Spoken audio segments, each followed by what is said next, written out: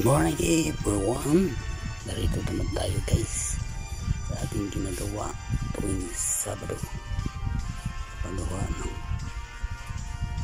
flower bouquet para sa ating simbahan sa pulpito natin ilagay.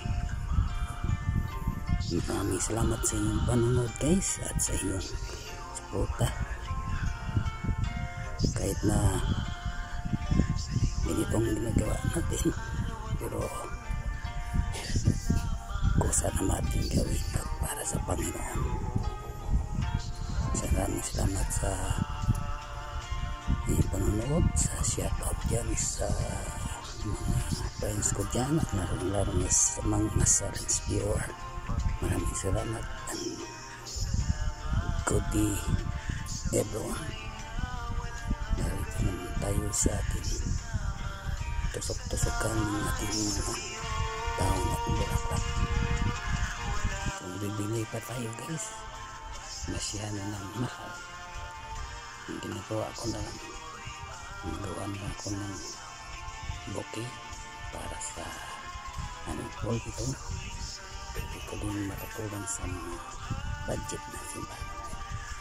At ito yung walang bayad, kusang ginagawa para sa Panginoon. At masaya naman tayo sa ating ginagawa natin ito. At ito ay kumbaga offering gift o offering. Wala tayong pera, gawin nyo naman mawa naman tayong paraan para magka-tulong din sa ating mga simbahan o sa ating mga church. O may pera kayo, pwede mapigay naman at itulong sa mga gawain sa mga church. Kasi alam naman natin saan tayong hindi naman makaligtas ang ulo. Only God can save us. Hindi pa guys, natin gawin, tumulong lang para magaan yung gawain sa simbahan. Kung marunong kayo mag-isang kayo, kung may pera kayo, ibigay na lang kayo. At masaya na rin ang mga pastor, mga pare, kapag kayo tumutulong sa kanila o mabigyan sila ng pangangailangan sa ating church o decoration sa church. Masaya naman sila. Importante, work on love, live of love ang gawin natin. Hindi natin alam someday God mag-respond din sa ating ginagawa. Kahit tayo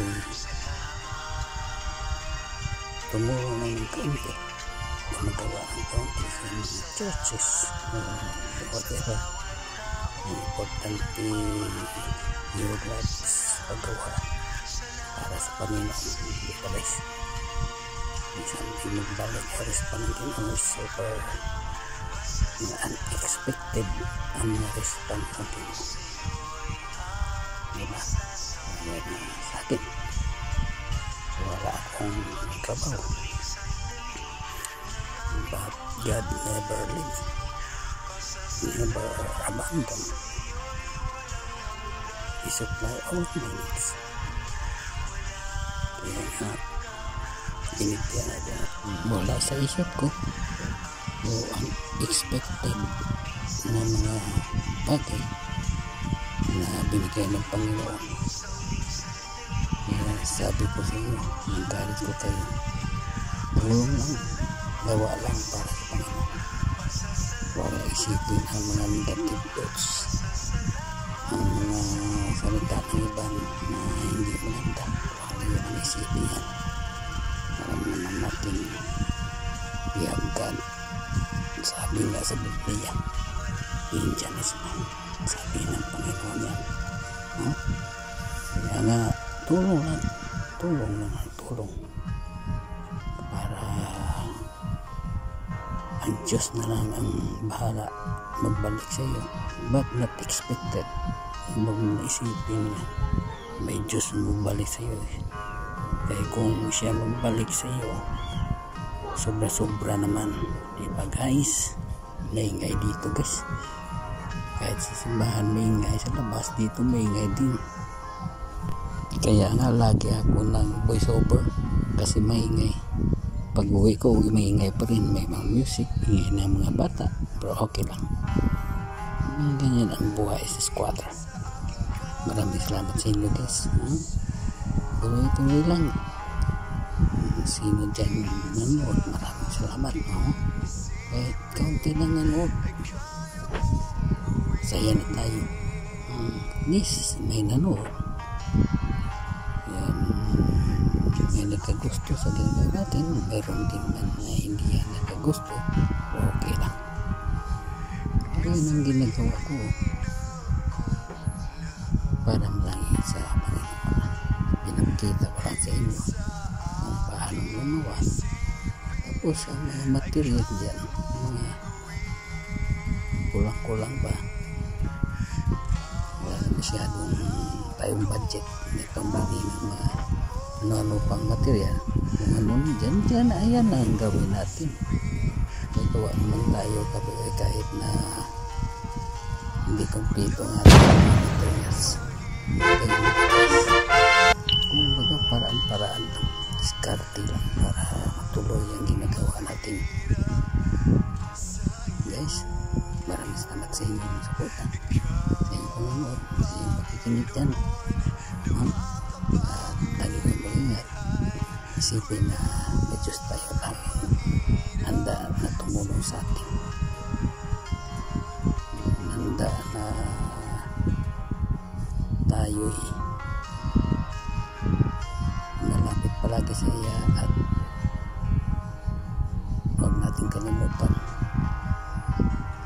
na ang Diyos nandyan na sa tabi natin. Kung tayo ay nagkalimot, ang Diyos hindi nagkalimot sa atin. Lahat ng bagay nandyan sa. Ingat kayo guys, God bless you, just love you. Ayan na guys, may resulta na ang ginagawa natin. Ayan.